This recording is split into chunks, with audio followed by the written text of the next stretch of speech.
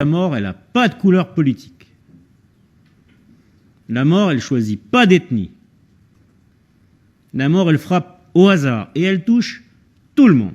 La mort, elle nous touche tous. Il n'y a pas des gens plus touchés par la mort de leur père, de leur frère, de leur sœur, de leur mari que d'autres. Il y a des spécificités culturelles, mais vous allez les apprendre à personne ici, M. Sacco, on est tous conscients de ça.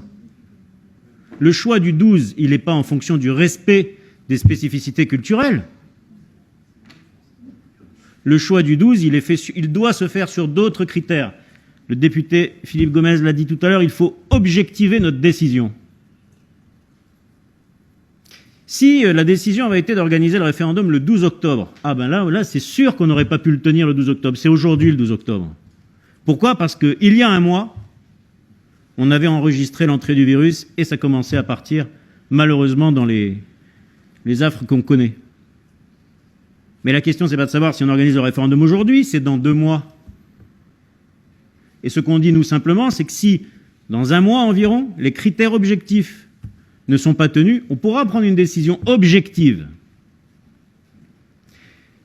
Ces critères, monsieur Sacco, je m'adresse à vous, pardon, mais en fait, c'est à tout le monde. Ces critères, ils ont été cités par le président du gouvernement, qui a décidé la semaine dernière de déconfiner le territoire progressivement. Parce que ces indicateurs sont sur une tendance qui s'améliore. Juste ça. Pas plus, mais pas moins non plus.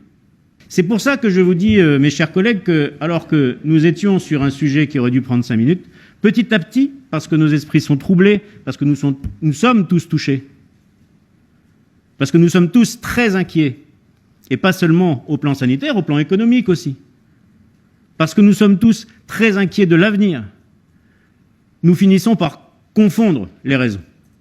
Nous finissons par mélanger nos émotions. Il faut que nous revenions à des décisions rationnelles, objectives. Si, dans quelques semaines, en fonction des critères qui sont sous la responsabilité du président du gouvernement, qu'il a tous les jours devant les yeux et qui nous dira objectivement être tenu ou pas tenu, on nous dit c'est faisable, eh bien il faut le faire. Si on nous dit non, ce n'est pas faisable, eh bien à ce moment-là, l'État devra, et l'État sera vigilant, l'État prendra une autre décision.